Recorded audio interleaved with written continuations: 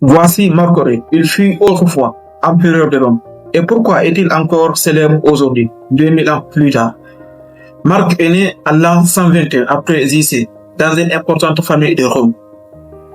Dès son jeune âge, il avait montré un vif intérêt pour la philosophie et la condition humaine.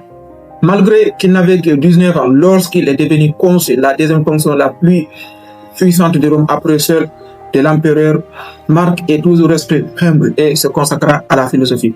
Son héritage le plus connu est un livre appelé Méditation ou Pensée pour moi-même, que tu as déjà peut-être entendu parler. C'était son journal personnel qu'il écrit lorsqu'il était empereur de Rome et qu'il n'avait jamais prévu de partager avec le public.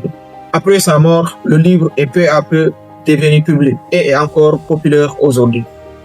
Dans cet ouvrage, Marc partage ses plus profondes peurs, ses angoisses ainsi que ses réflexions sur la philosophie, la psychologie, le développement personnel et en général comment avoir une vie heureuse.